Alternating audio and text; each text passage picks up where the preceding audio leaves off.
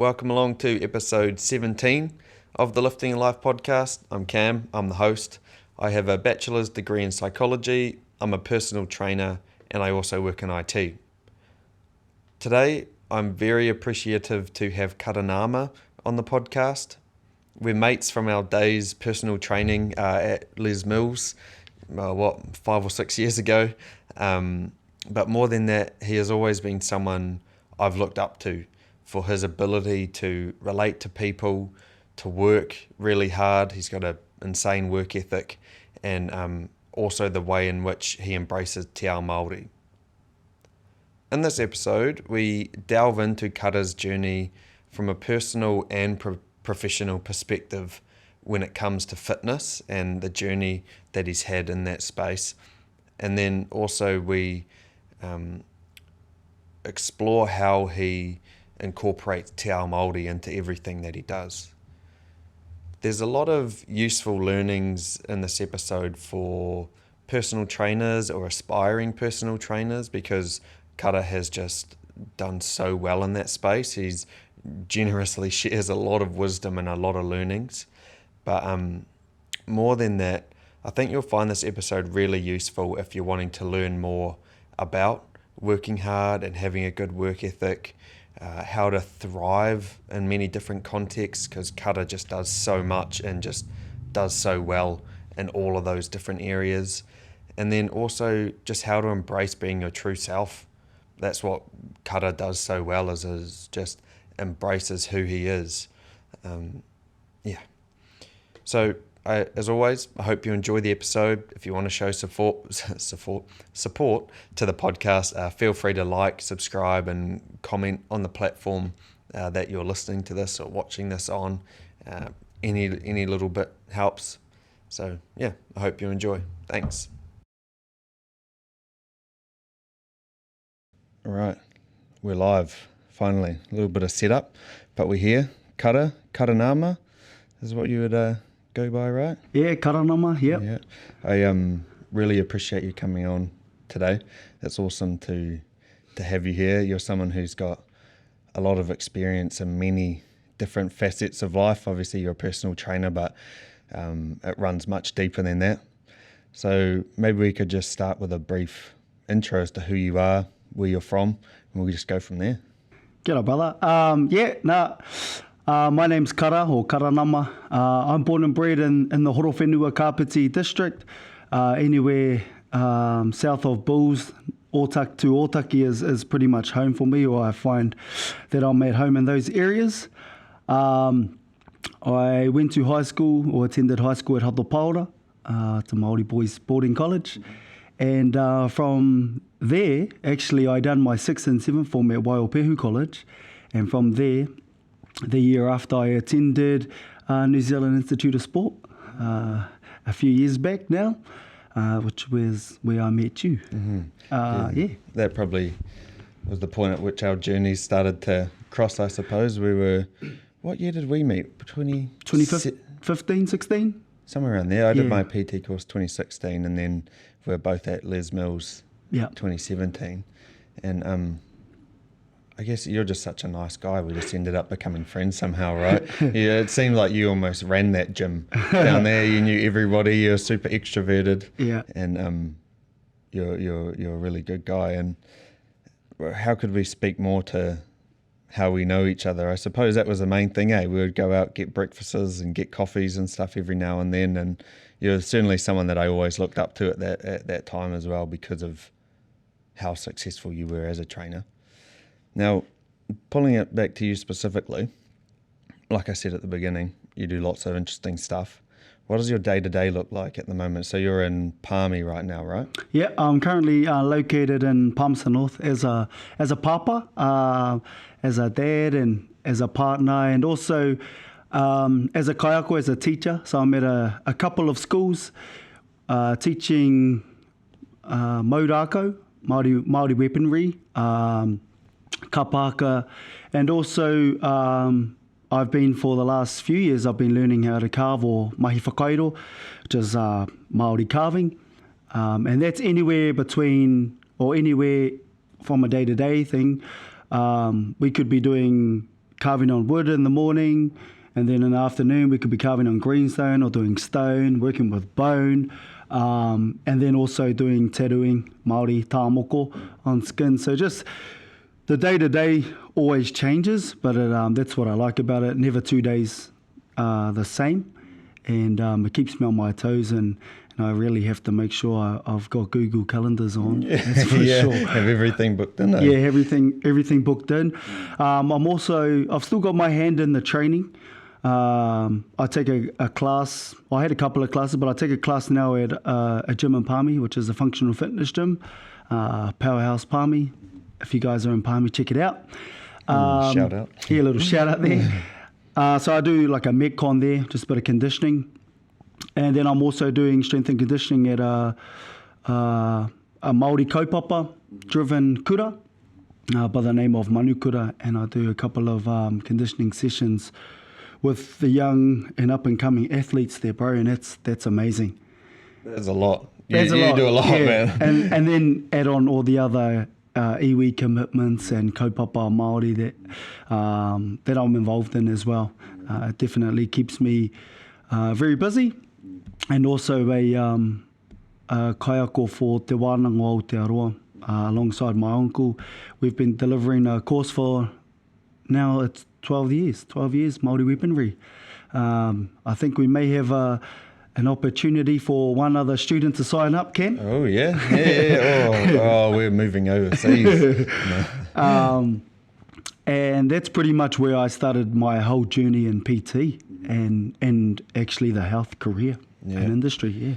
Well, there's a lot to unpack there. But while we're on that topic, what was that transitional period like between you being PT super full-time, if not more than full-time, to making that decision to go into the carving full-time? Because you obviously had a hectic schedule with your personal training. I don't know how many sessions you were doing, but what was that transitional period or that decision like to make that, to head home and do the carving? The decision was easy. I think at the time it was probably time for me to go home and be amongst my people again. As I said earlier, I shifted from home and came down to Wellington, studied at the New Zealand Institute of Sport, and started my career in personal training. And I was doing really well, actually. I was working in between a few different gyms and companies, and the decision to go home after doing it for 5 years was quite an easy one. I just got a calling from my uncle who said, I'm moving home, and I said, I'll see you there. And he offered me an opportunity to sit under his wing and learn the art of carving, and something that I've always gravitated towards is Māori arts and just our culture in general. That's where I find comfort. And so making that decision was really easy. It was almost within a week I was sort of wrapping up PT and then moving home. Financially, it was difficult. I'll tell you, financially, as you know, as a PT, financially you can do really well depending on how you run your business. And moving home with no plan, nothing really in place other than just moving home, was probably more of the shock, really. Yeah. And it's interesting, because a lot of, especially in our Western world, the motivator often is money, and having a motivator that's more of a spiritual or creative calling isn't something that a lot of us experience, I suppose. So having the motivator there not to be the financial incentive, I personally think that's awesome. Obviously, you got to have the ability to be able to do it too. Yeah. If you had nothing saved up, it might have been a different story. Yeah. But it sounds like it's been a really good move thus far. Yeah. I think it's paid off. The opportunities that I've been afforded since moving home in terms of customs and protocols and the language and all of that stuff is paid off that way. Financially, maybe not. But as you said, the calling was more spiritual, more cultural, as opposed to financial. And Wellington's always there. I can easily come back and well, not easily, but try and start give again. It a shot. Give it a shot if Yeah. if I really wanted to. But I'm still here as a personal trainer now in 2023, which is probably considered a vet in the PT game now. Because when I first started, I think I was 19 going on 20, so it's very young Māori boy who didn't even know what like letting fees and stuff like bond and paying rent at a gym and none of this. I knew nothing about it. Then, adding on to taxes and managing your schedule and your energy, and I knew nothing about that. I just went head first. And then the training is the easy part, right? The training was definitely the easy part. It was all the behind the scenes managing. This was like even before Instagram was even a thing. Like, marketing was word on the street. I was literally taking my business cards to town and just like, yo, I'm a PT, doing a session. Yeah.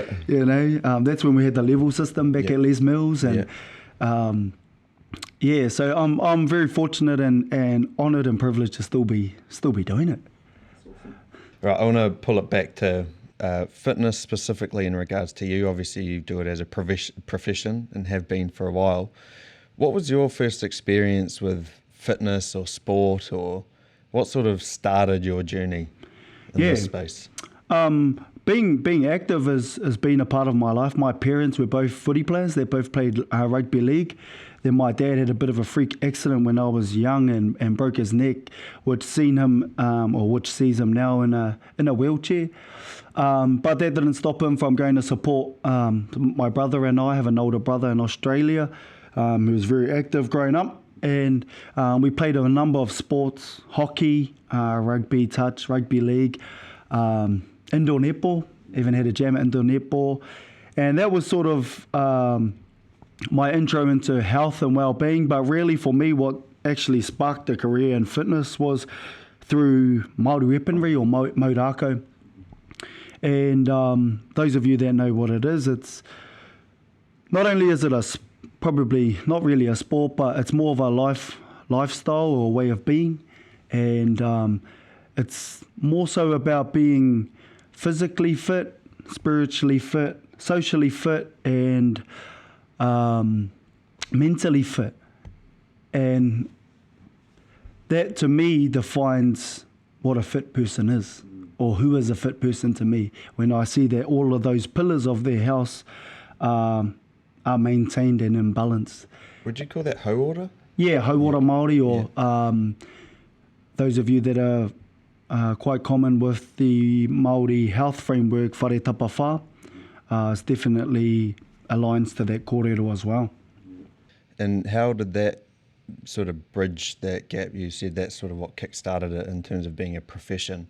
What was the bridge there? Was that you teaching people how to do it, or how did that bridge into pursuing the profession? Well, it's quite a physically demanding martial art, and it requires you to be really physically fit. And the guys that were training us as I was a student back then were just beasts, like beasts in the gym. We're running up and down sand dunes. We're, in the water. We're just no food, no nothing. Sounds like military training. Yeah, it was the best training I've ever done. Yeah. But that really sparked something inside me to follow it as a career, and also a calling to help our Māori people. Especially where I came from, hauora isn't really a thing. Whereas if you come to Pōneke, this is the fitness capital. I'm not too sure if it is still, but certainly back when I was down here, it was. Everyone just, it's just real natural to go to the gym or go for a run or go for a bike ride. But, where I come from, we're on the marae doing the mahi, which is another type of fitness. Kind of mahi. It's a different kind of mahi. Yeah. Which was really interesting, coming down there's so many gyms to choose from. You got your only wahine gyms, and then you have, the big chain gyms like Les Mills and City Fit and Exodus back then. I'm not too sure if that's still open. Maybe. Yeah, so, have all those large chain gyms that cater to every single type of fitness you can kind of They think got the of. market there, eh? Yeah, the They market can. is Yeah, there, and just yeah. thousands of members going there, and that just really ignited that flame on the inside to really pursue a career in personal training and in health, just to help our people. Yeah, man, I really like that the motivator for you to turn it into a profession was so much deeper than you just liking sport. You know, it's not a bad thing, but a lot of the time people start personal training because they're just kind of into sport and being active, might not see other potential avenues they could go down, so they choose personal training, which isn't bad, but it seems like there was a way deeper meaning or driving force for you to be able to turn it into a profession. Yeah, definitely. Helping people, I'm someone that loves to share, whether it's time, space, energy, knowledge, language. And for me, personal training was that, or is that. It's a time that I can share what I've learned, my time at NZIS, to others, and to help, but more importantly, and really just help our people, our Māori people. Yeah, and when you started your personal training, how did your expectations sort of align with the reality? Was it what you thought it was going to be getting into it? Was it way more challenging, way easier? One thing about personal training, it's real personal. Yeah. And as you know yourself, in the name, it's personal. And I wasn't really ready for some of the kōrero that I was going to hear. I don't think we're prepped enough on the personal aspect. I think we focus a lot on the training or the personal training courses. How to do a push-up. How to do a push-up. Let's do a burpee. How do you do a burpee? Yeah. What's the correct muscles? What are you using? What energy systems are you, using? All of that stuff. But it was the personal aspect, I think, that I wasn't really ready for. You honestly, your tauira, your clients really open up to you, and also you do the same, and you become friends during your journey together. And I'm still glad to say now that I'm 7, 8 years, nearly 9 years deep into personal training, and I still have my some of my original clients, and we're good friends to this day. And I think if I was to take back time, I think I'd focus a lot more on the personal the personal touches and the relationships that come with personal training. Yeah, man, that's so true, and something I can relate to so much. But when you think about it, if you got a 1 hour session and say you're going to rest for a minute or 2 minutes in between sets, you might only be training for, 30, 40 minutes, but yet you've got this 20 to 30 minutes of not training when you're both just there. That's a lot of time to be chatting about things, having conversation. And someone like you, the energy you put out there, you're obviously a really caring, kind person. People will feel vulnerable enough to open up to you. So I could only imagine that you would really become that person. Bro, I tell you what, you need a lot of icebreakers. You need a lot of chat just sitting in your back pocket, because, how's the weather? 10 times in a session just doesn't cut it. So you've got to kind of see what's going on in the world and sort of watch the news, just to generate some conversation, so it's not too awkward between you and your client. And you really craft your ability to read people too. Some people hate resting during a session, don't want to talk, and they're the hardest ones to get talking, whereas some people, you're like, okay, we should probably do our set now, because they want to keep talking. Yeah. You definitely have your chatters. They'll just talk to you to avoid a set of push-ups or to avoid a bit of bench. But then you do get those ones that just focus in, lock in, and they also have committed financially, so they want to get the most out of their time. But for me, when I was PTing full-time down here, one of the things that I would do when signing up a client was signing them up to more than just once a week. So for me, I think the most I had one client was 6 times a week. Right. Yeah, so that's a lot. That's a lot. Yeah. And so that's a lot of time that I'm spending with that guy. And I still have this client till today, and he's one of my great friends. But for me, it was because it was that personal touch. Like I would know more about a person, or seeing a person more frequent, as opposed to once a week, once every second week, which some people want. And the realities of that too, that's all they can afford. But For me, if they could, I'd encourage more sessions in the week. Just to get more bang for your buck and really emphasise that personal touch. But then, like you say, it works better for them too, because you would start to understand what really motivates them, what would prevent them from training. So to be able to, well, I guess the accountability of coming to see you is also one good thing, but understanding what their blockers or motivators are, you'd better be able to enable them to achieve the stuff that they wanted to achieve. Yeah, exactly. All of that. And that's something you need to find out really early on, what motivates, even in that first consultation session, just what motivates you, why are you here? And then whatever that is, just trying to dig deeper over time, and just allowing them to shed that onion and at their of vulnerability at their own pace. And to be honest, bro, it hasn't always worked. Like some clients I just haven't really, I'm probably too much, or they're too much, or we just didn't click, and and that's okay. Yeah. How do you navigate those relationships? Yeah, that's a tricky one. It's a tricky one. It can be a bit I've awkward. only had a couple examples, but I've had a couple where, like, often you can pick it up quite early. It's like, oh, this isn't the right fit. Yeah. Either I'm too much, or they just don't like the vibes I'm getting off. I remember one time I didn't get a client because she just thought I was too young. Oh, wow. Yeah, and I didn't know what I did. Stereotyped you real hard. Yeah, real. I was like, just give me a chance. But she didn't even give me a chance. But that was cool, because later on I seen her again at the gym and a year in, and I was busy with clients. Yeah. And that same lady came back and she apologized and asked to sign up, and I was like, yep, only if you do it 4 days a week. Yeah. But like just real early on. But from her sort of like stereotyping me, I learned something. And one of the things I learned was being young, I needed to know what I'm talking about. And from that point of time, bro, I switched.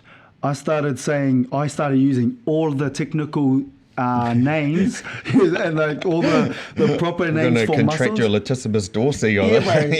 All of them, bro. People are like, whoa, he knows his stuff. Yeah, so like in the warm-up, I was like, all right, guys, we're just going to go over proprioceptor neuromuscular facilitation. I'm going to stretch for your gastrocnemius, bro. Like I was using in other words, PNF stretching. Yeah, just go for a stretch, guys. Yeah. But, we're going to get into dynamics. I want to open up through the, glenoid fossa joint. Just using all those scientific terms. One, so that people believe me, like, he knows what he's talking about. He's not just a nice guy. He's not just a nice guy and a cowboy off the street. He's just guessing his way through. Like I've actually spent a lot of time in program and design and really prepping our session. But that was one of my tips. But it actually sparked from a lady who just thought I was young and didn't know. Wow.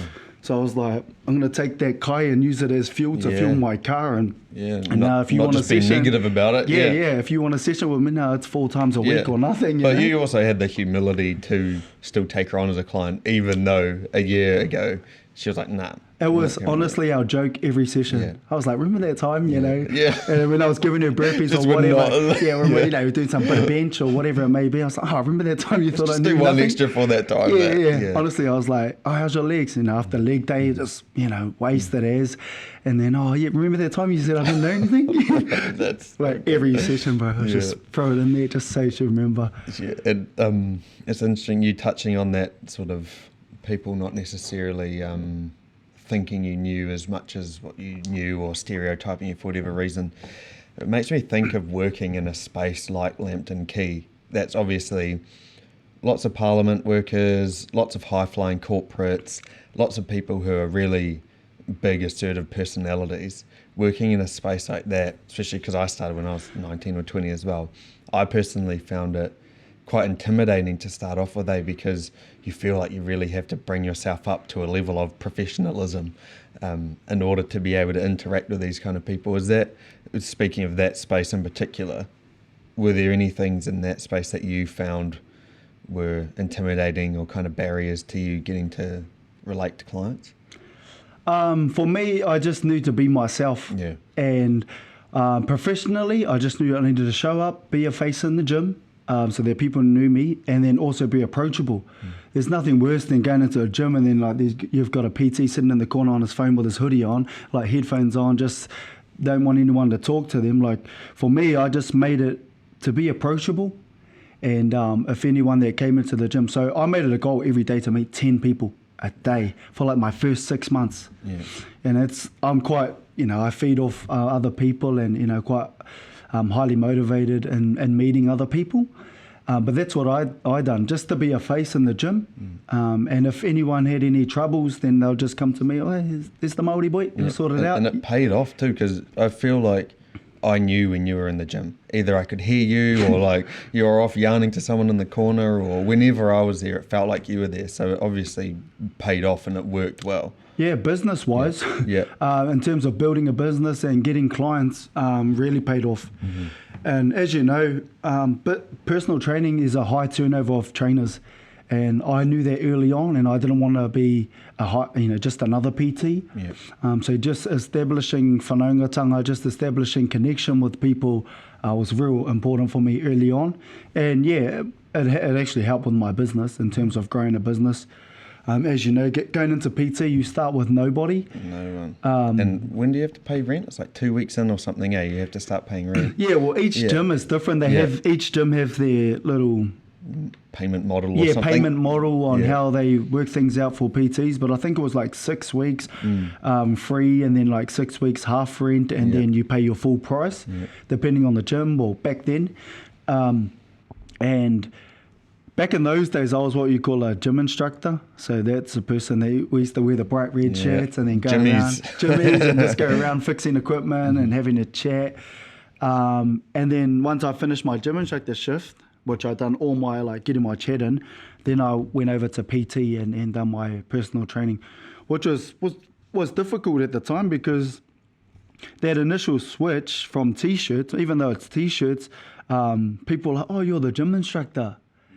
And so I'm like, oh, no, I'm actually a personal trainer too. So it's like your brand was established as being like, that Jimmy. Oh, he's the Jimmy. So with a gym instructor, you could almost get a free PT session.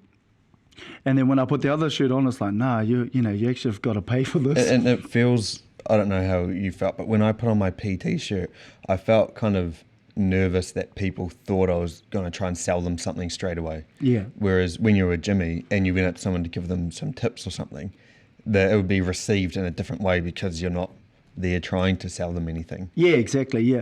And so yeah, when I was a Jimmy, I told myself that I'd only be a Jimmy for 6 months, and that's just, again, to be a face in the gym, to be a voice in the gym, to be seen.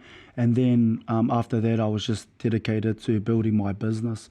But also, even during my time as a gym instructor, I was and you could back then just start prepping for your business, which was I think was a good initiative back then. Yeah, and for people who don't know the difference between the gym instructor and the PT, gym instructor, you're obviously on you're a part-time employee or a full-time employee getting paid, whereas when you're a personal training contractor, so if you don't have a client, you don't get paid. So that's the transition, right? Is that you don't want to jump straight into PT, have no clients, and then have no money coming in the door. Yeah, exactly. And that was, for me, that was important, was to, when I went into personal training full-time at Les Mills, was to ensure that my business was ready. So I kind of, I gave myself 6 months. I think I was probably ready in month 3, but I gave myself an extra couple of months, and then I started to drop off in shifts and just shift straight into full-time PT. But yeah, that was good times. It's busy, man. So we're already on this personal training vein, especially advice to personal trainers. You've given a lot of good advice there already.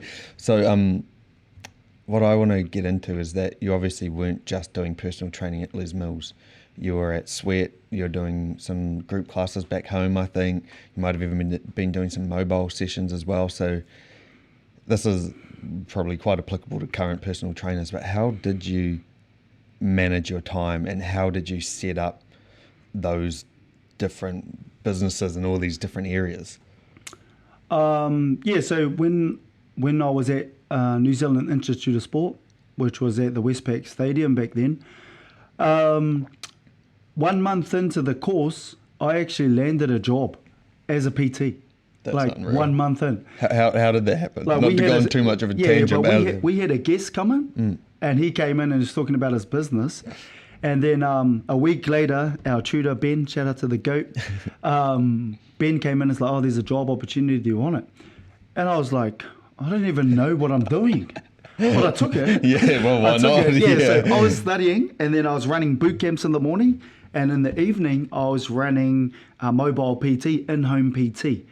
And those are like two different extremes. Like one is really extrovert out in Frankett's Park or out in the weather, you know, just going hard in a car park. And then the other one, you're in their home, learning about them. More personal than that. Yeah, it's real personal. And so I made a lot of mistakes real early as a PT in terms of programming. Like I often overprescribed or underprescribed.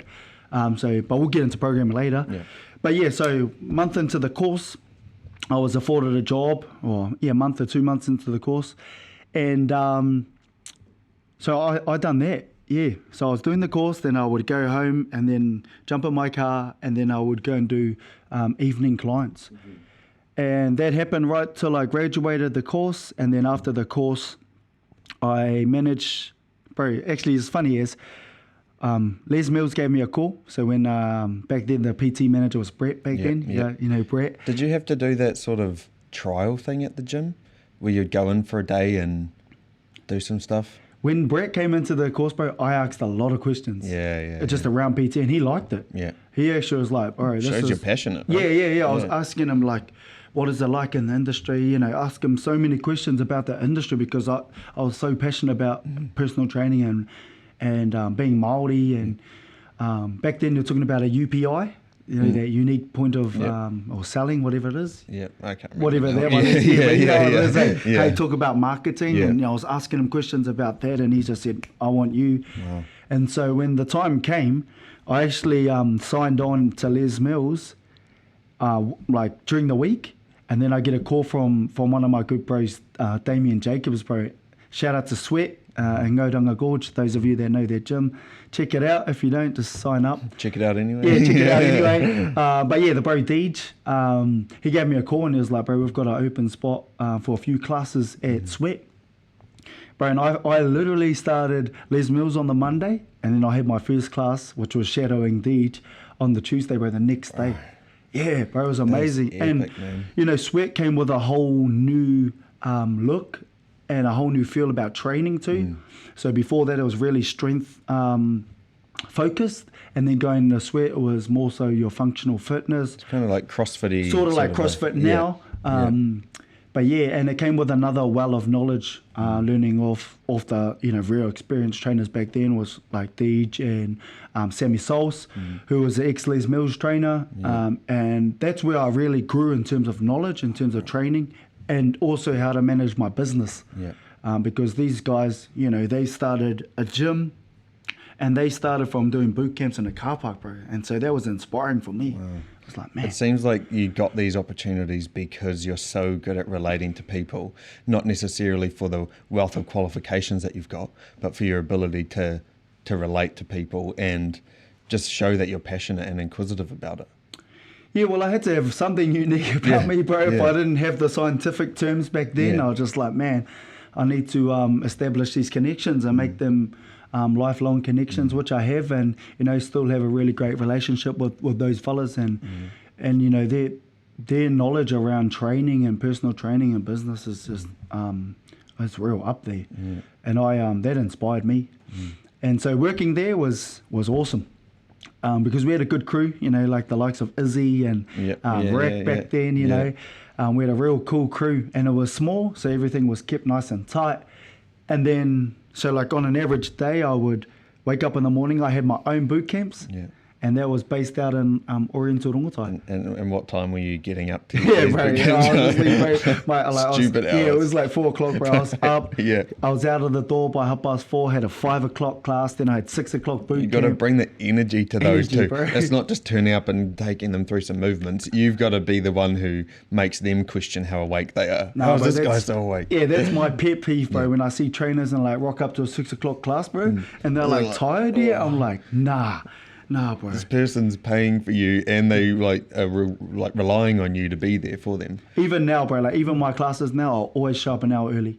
and or endeavour to show up 45 minutes just to prep myself, and then as soon as that it's go time, your energy is. That's a respect thing. It's showing that you respect the people for coming to train with you. I just think there's nothing worse. People got to get out of bed, leave their whānaus, leave their kids, and then they turn up and the trainer's just like doesn't even want to be there. Just turning up. Yeah. Anyway, so you're getting up about 4 out of the house, 4:30. Yeah. So then I'd have my own boot camp, which I had a good group of Oriental out in that area. Yeah. Hai Tai, that area. I had one at Pōneke back then.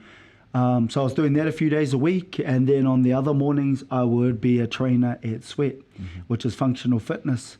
So, as you can see, I had my fingers in like different pies, bro. Yeah, man. Like doing my own boot camp, which is sort of like more that military sort of style. Then you're coming into the functional fitness at Sweat. And then after I do Sweat, I went back to Les Mills and I would start PT.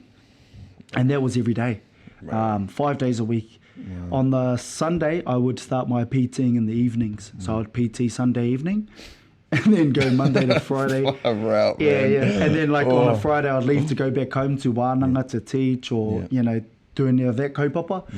But, bro, so every day I was sort of, 4 a.m. I was up. I'd always start all the class, give a lot of energy there. And then one thing I learned over time is this thing called energy. Don't put out too much. In the end, I actually developed this thing called chronic fatigue. But we can talk about that later. But it was just really early, doing classes and then into PT all day. Lunchtime class, PT, nighttime class some nights, and then nighttime PT.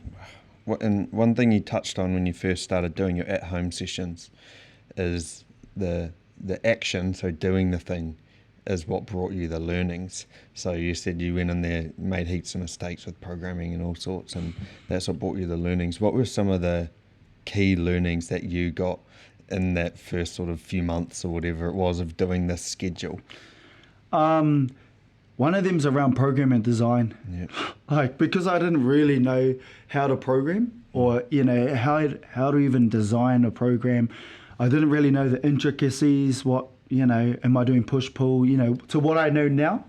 Back then, bro, I was almost guessing, and whatever we sort of done at course, that's what I was doing in my session. Copy and paste. Just almost copy and paste until I could get into a rhythm myself where And then I spent a lot of time just developing my own workouts and trialing my own workouts to say, this is the time, if it's a time-based workout, this is how many reps I can get in a minute, or especially for classes, just making sure that I knew how it felt as well.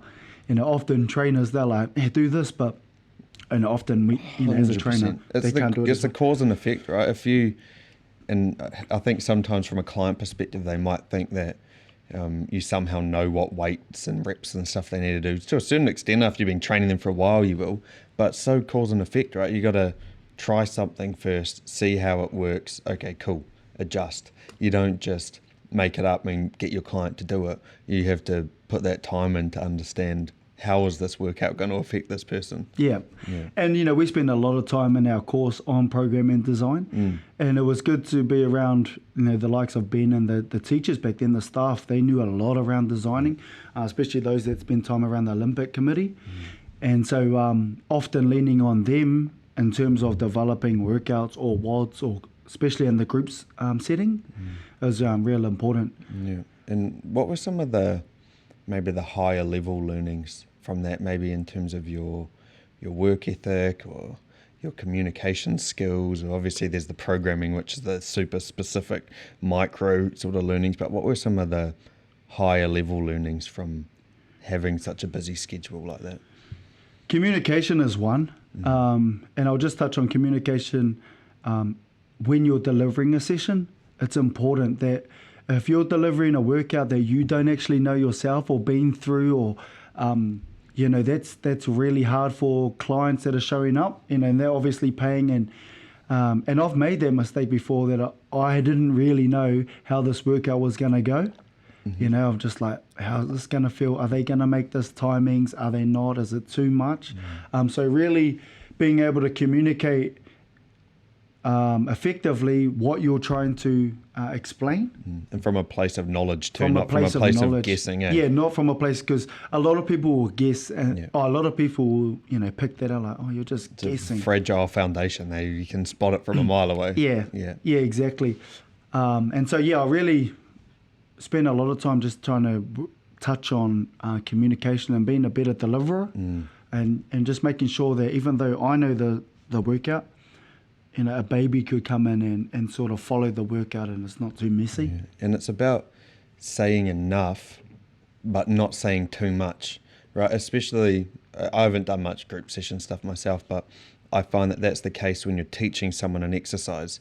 You could give them 20 cues straight off the bat on how to do this goblet squat, but it's about getting them to do it first, cause and effect. Okay, cool, that one you did it good, but hey, let's try and do this now. So is that something that you kind of refined and crafted over time? That's something I spent a lot of time on, because I was one of those ones over cueing. Yeah. And I learned over time to develop cues that I would use all the time. So if I'm teaching a squat, now it's just knees out, hips back, chest, back straight, chest up, core tight. Yeah. You're doing it safely then. Yeah, you're doing it safely, Yeah. so you sort of cover all your boundaries. But back when I started, I was like, Your we're gonna pinky get- toe is yeah, going. yeah, we're going to get into abduction here, and we're going to get into your spiners and whatever. Just trying to use the scientific terms, but again, I didn't communicate it well enough, and the clients were like looking at me, and so then I'm trying to come up with another analogy. Like, oh, remember how your son picked So up there's a the bus, remote? right? Yeah, and try and develop a story from it. Yeah. And then over time you refine and you look at workouts that what worked, what didn't work, and really just work on yourself as a trainer and being able to be more simple in your delivery. Yeah, I felt like a lot of the times I'm like, wow. When I look back or just sit and reflect on that session, I'm like, wow, I overcued that to the point where, they got confused. Yeah, and it comes from having obviously experience, but confidence, and what things you need to get this person to do now. But when you don't know, I'll just tell them everything that I know and something might land. Yeah. Right? And you just sort of try and find some analogy or some cue that makes sense to them. Yeah. Like one of them, I was working with a dance group that were going to the Worlds, and I was teaching the squat, and I had to make an analogy like twerking, or like the booty drop, or something that they can relate to, to relate to. Oh yes, that's how I do it. Just think of this. Whereas when you've got a corporate guy that sits in Parliament, Some minister, Minister, how you sit on the chair at the in Parliament? I don't know. You just have to come up with different cues, and that actually shows how in tune and how awake you are in your sessions. Yeah, bro. And I really want to pull it back to that crazy schedule you had, So often people, they want to do something, and there's this barrier between that desire to do it and them actioning it. And the example I want to use is getting up real early in the morning. Obviously, in your case, if you didn't, you had 20 people who were relying on you, and if you didn't turn up, you're not there for them. But what were some of the things that you did at that time to be able to get up so early and to be able to maintain such a busy schedule? I don't know if I did anything like biblical, like every night, because I finished so late. Like my last client was always at 8:30, so I would finish at 8:30 and I wouldn't get home till like around 9 o'clock at night. So it was pretty much eat, shower, sleep, and then up early in the morning. And I did that religiously for 5 years almost. But I just knew that people are going to wake up and they want to work out, and I'm going to be that guy that's going to be there, smiling, ready to go, sounds pumping, to train them.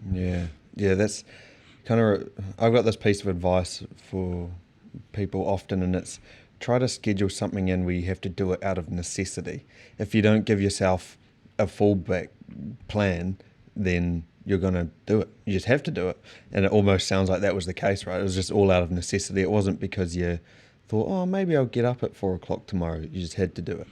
Yeah, I mean, people have committed financially too. And to be honest, it wasn't the cheapest. Yeah. People investing good money and time into you. And so as a trainer, all I could do was I'll be there. And when you get in, everything will be set up, the workout will be ready. Took those little things really personal, and just try to do those well. And one of them was being consistent. A lot of times people will come in, we're going to do a boot camp 6 weeks, and then you don't hear from them till next summer. Yeah.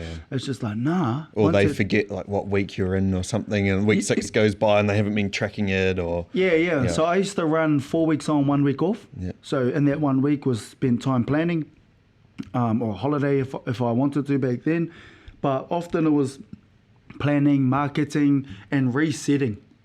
Because, those 4 weeks, especially if you're buying a block on boot camps, it's really, really challenging times because you couldn't keep up with it. Yeah. Because I was trying to do boot camps, then I'm off to Sweat to do classes, then I'm off to Les Mills, then I got mobile PT. So I had no days for admin. When you're on the tools, you can't sort of take that step above the business to look at it from a macro view, eh? Yeah, that's exactly it. And because you're the only worker, you're the only one doing the mahi, having all those relationships, so your energy had to be high every time.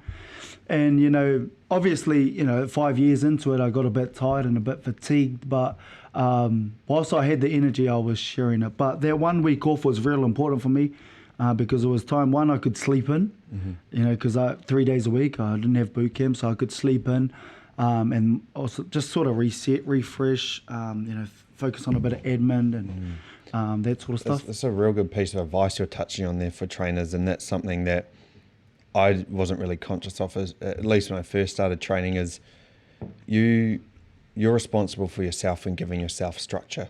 You could work 7 days a week, 4 days a week, mornings, evenings, and it's up to you to define that structure. And without structure, it's really hard to take that step above the business to see how it's going. But also, it feels as if you're not giving yourself the structure, but also your clients the structure too. Like you say, okay, we're going to do this 12-week block, and then, I don't know, you forgot which week they're in. Or you haven't really, you missed a session here, and then, you're out of sync, and then all of a sudden the 12-week block has just sort of faded away, but you're still seeing them. That idea of giving yourself a clear structure can really set you up for more success than without that structure. Yeah, I wish I had learned that earlier, to be honest. Like, even when I was studying, because I didn't know how much time I would eventually be spending training other people.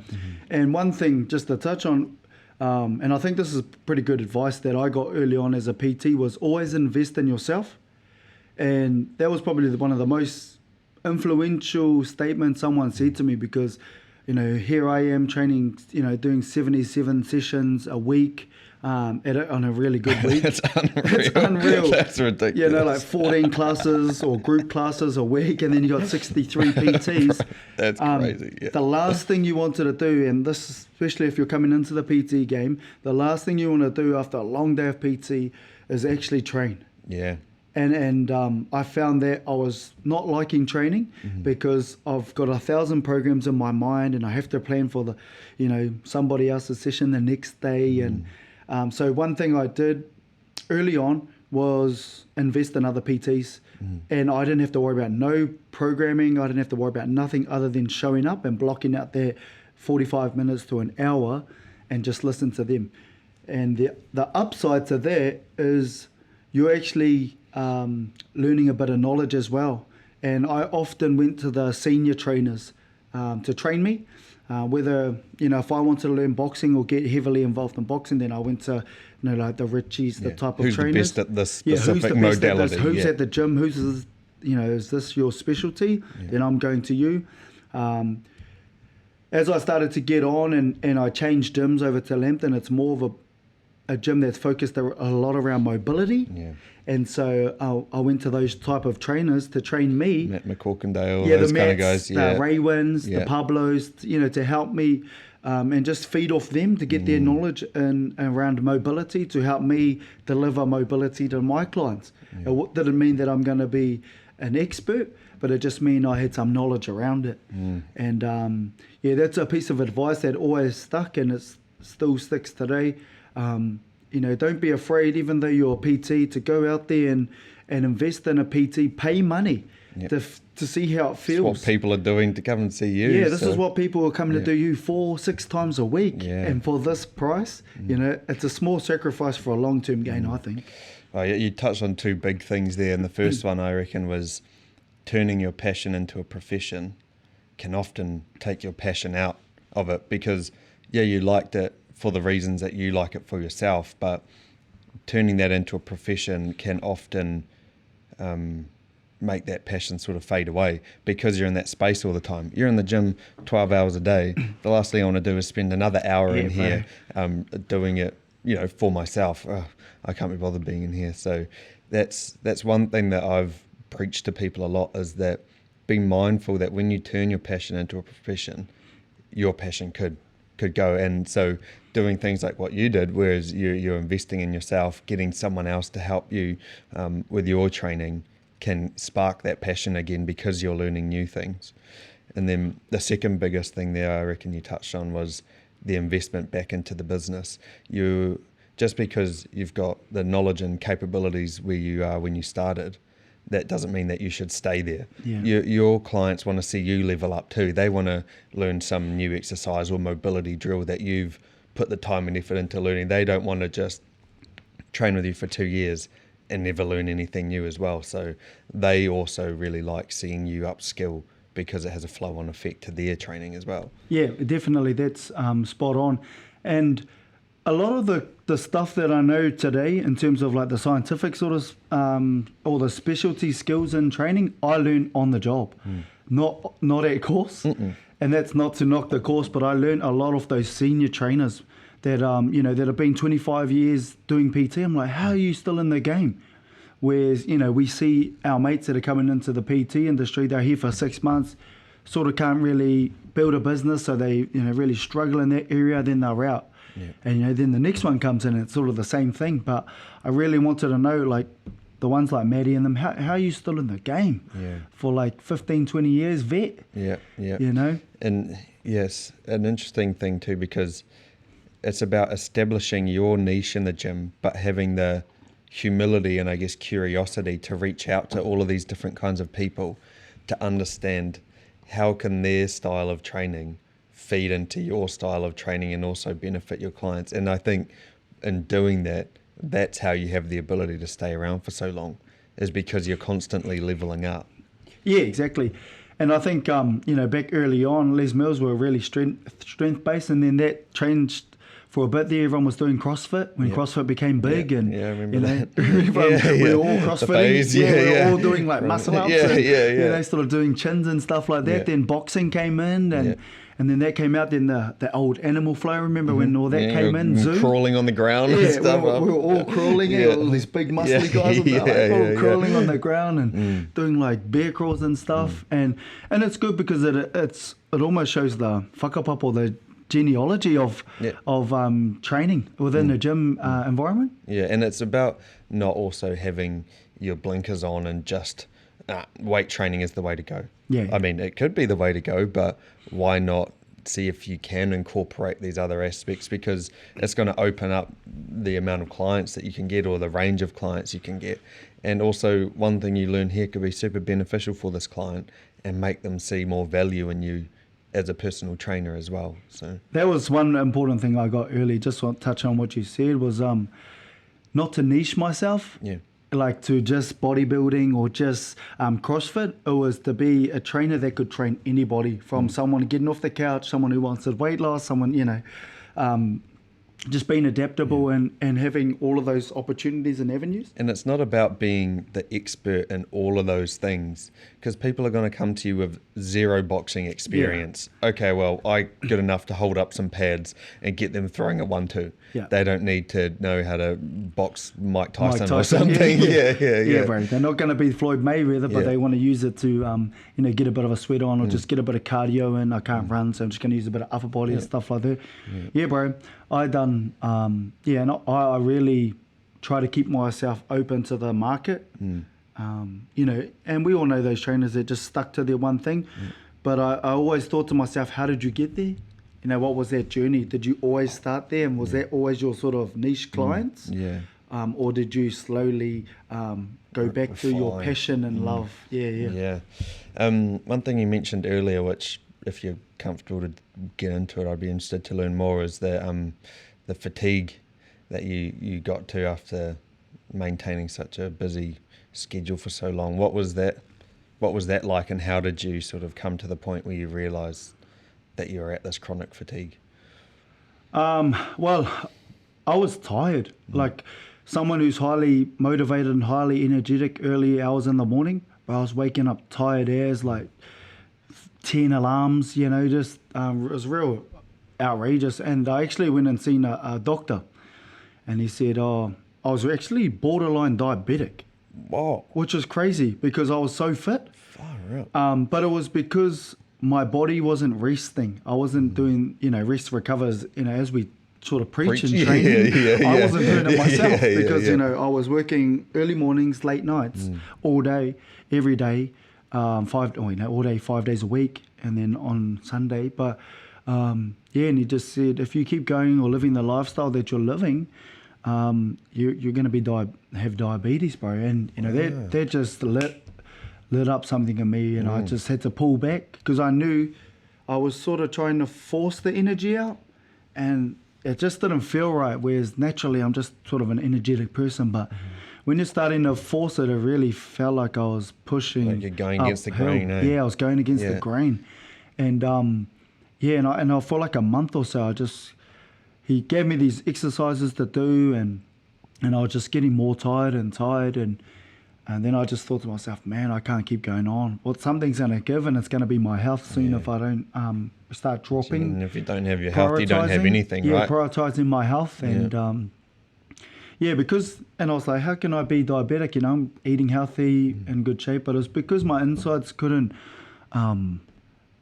so you couldn't store all the blood sugars and stuff. Yeah. All of that, bro. And because I wasn't resting enough. And my insides were fatigued. I think they call it adrenal fatigue. Yeah. And so I just thought to myself, man, something's got to give before it's myself, And I had to, again, invest in myself. And I pulled back a lot. Had to drop a couple of classes and even a couple of clients. Wow. And what was that journey like for you to sort of get your energy levels and your adrenals back in check? What did that look like? How long did it take before you started to feel a little bit more like yourself? Well, when the doctor told me, he said it could take up to like years. And I was like, nah. I don't have years. I've got a week. Give me a pill or something. Let me check my schedule real quick. Bro, just give me some rumba and I'm good to go. Yeah. But he said, nah, because you've been doing this for so long and your car's on E. And, you're trying to just run on, you're not hybrid. There's no electric cars. It's just, your energy is real low right now. So he offered a bit of advice and said that, sleep in. And for a while there, I was on like almost like sleeping doctor. Like I had to go to sleep at a real certain amount of time and get this much quality sleep. Bro. So that was an interesting journey because I just thought I could just go.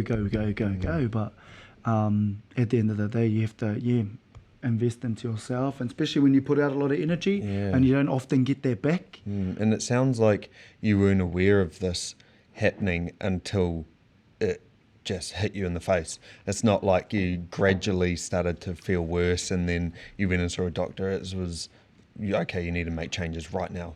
Yeah. You need to change tomorrow.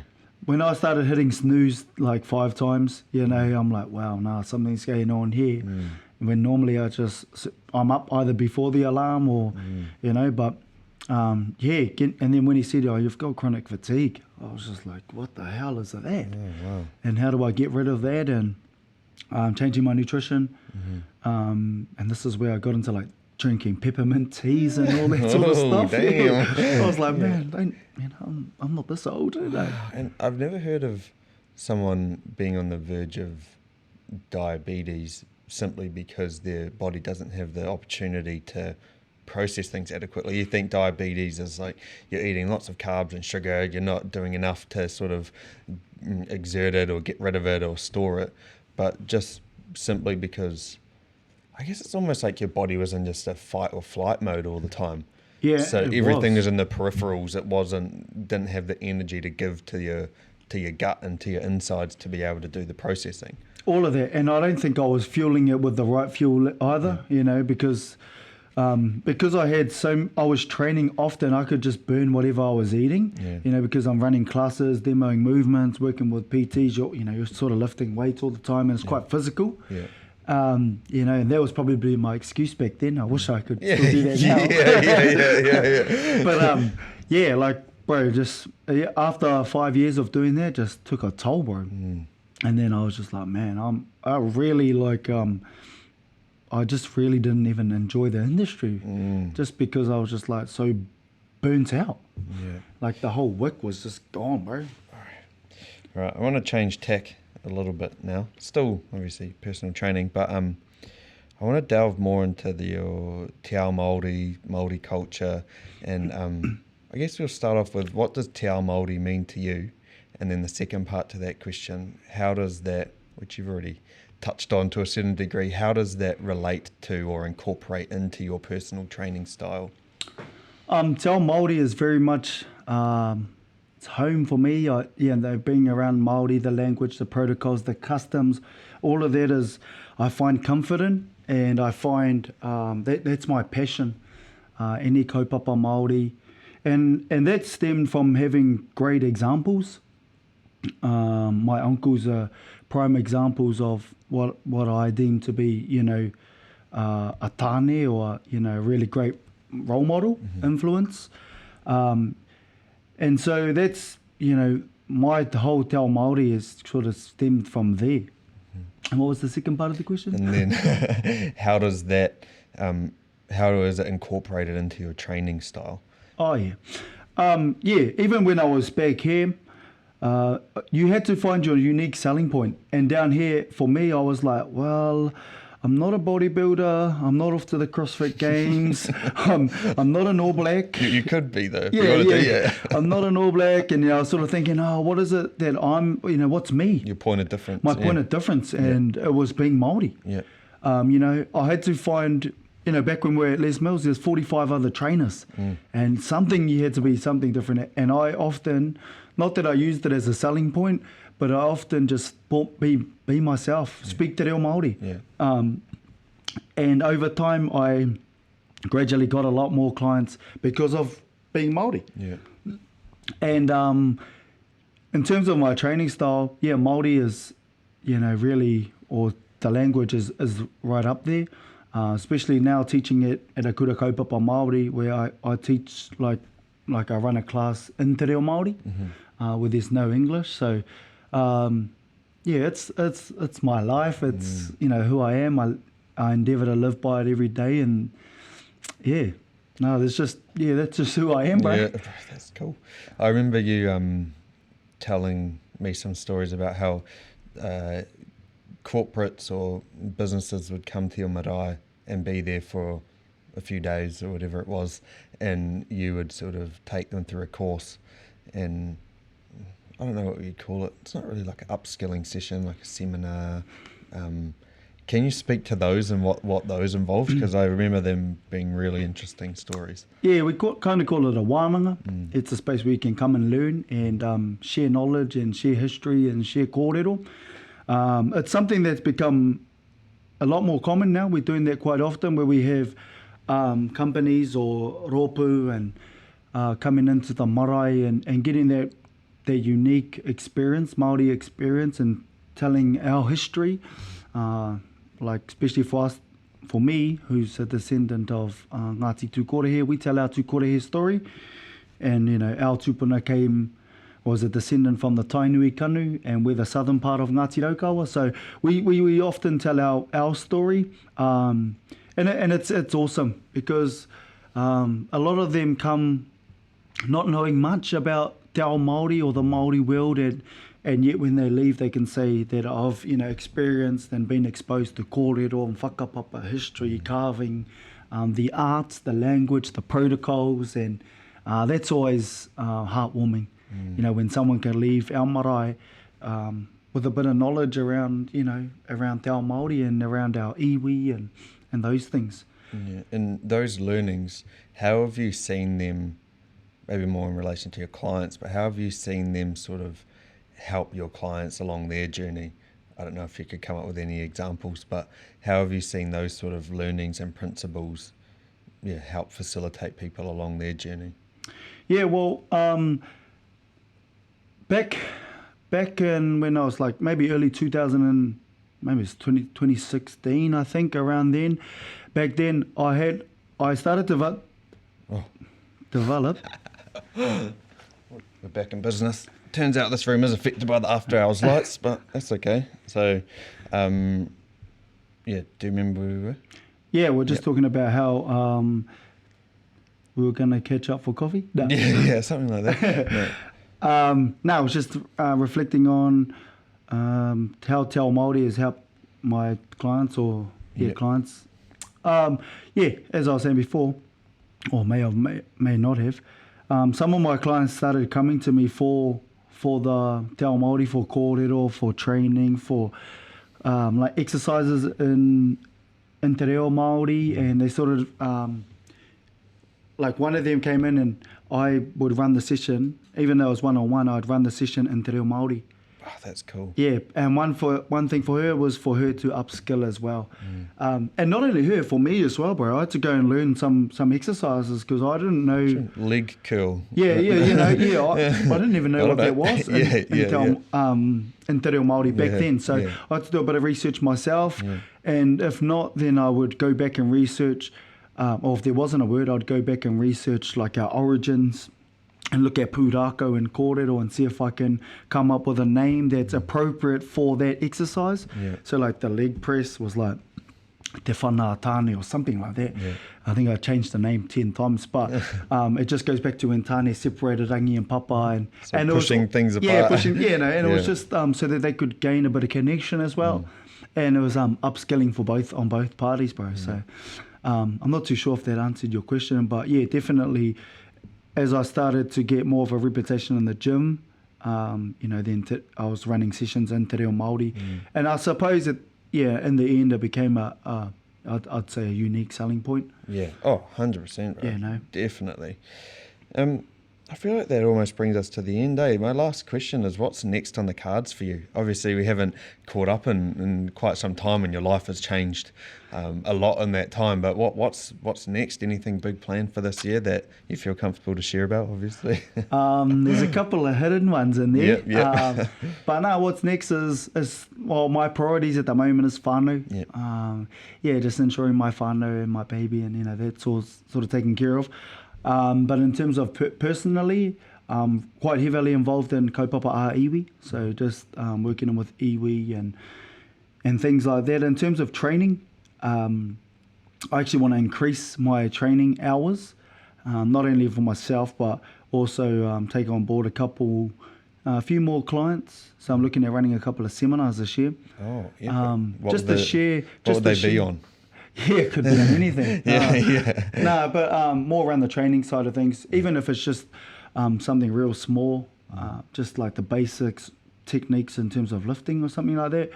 I just feel there's a whole lot of experience that I can draw from and that I can share with my people. It goes back to really why I got into this mahi, my people. And I don't know if we touched on it or not, but that was my driving force to, really getting into PT. But when I really got into it early on, I had no Māori. And I was thinking to myself, why am I doing this? Yeah. Like, this is where I want to go, but I don't have these people on my cards right now. How do I align myself and me as a trainer back to my people? And one of those things the beauty about going home was there's things like kapahaka groups and, that I could go in and share what little I knew about the fitness industry and training. And that relates back to that expectation versus reality kind of question I asked. Is like my expectation, okay, I want to help my people, and then all of a sudden your books are full, but with none of your people. Yeah, bro. For like I'd say for the first year, I didn't train any Māori. And for me, who's comfortable and comes from that environment, I felt it being unfamiliar. Yeah. But I also took it as a challenge was, okay, if this is where I'm at now, by the time I finish, here in Wellington, I at least want to be taking, sessions in Te Reo, and which I achieved, but it took a while to get them. And I was questioning myself, like, man, should I move home and just, go to a gym back at home? But although that might have felt like a waste of time where you're questioning the process at the time, there still would have been so many valuable learnings on how to be a trainer in general that you could apply to, going back home or going to another gym. Oh, definitely. And one was the professionalism, how you approach people, showing up on time, that work ethic, the way your language. You can't be like, I don't know if we can swear on here, but you can't be just like, Jim, my car's like, what up? You have to be, okay, we're sort of, I'm professional now. I'm the trainer here, and our relationship here is going to change a bit because we're here to share and learn off each other. And I really learned that. I just had to go back to my passion, but I learned a lot of valuable lessons from teaching others as well. Yeah. And let us know when you're doing those seminars. I'd personally like to come along from a selfish perspective. I'd like to come. And just to wrap it up, if people want to find you, what are the best ways of looking you up? Probably just, get my details off you. But, Instagram or whatever, find me at a kaupapa Māori. I often, as I've said a lot today, that I find myself at home in those situations and in those environments. But in terms of training, you'll find me in Palmerston North. I'm actually down here in Wellington 1 day a week now. I think I might increase my time down here just to make it really worthwhile just while I'm down here. Maybe get on a couple more clients. I'm just sort of just weighing it up, see if I have enough time and energy. And Mean. Thanks heaps, bro. Nah, bro, all good. If anyone's listening, shout out to you all. And it's an honour and a privilege to be here chatting with you, my man. Done.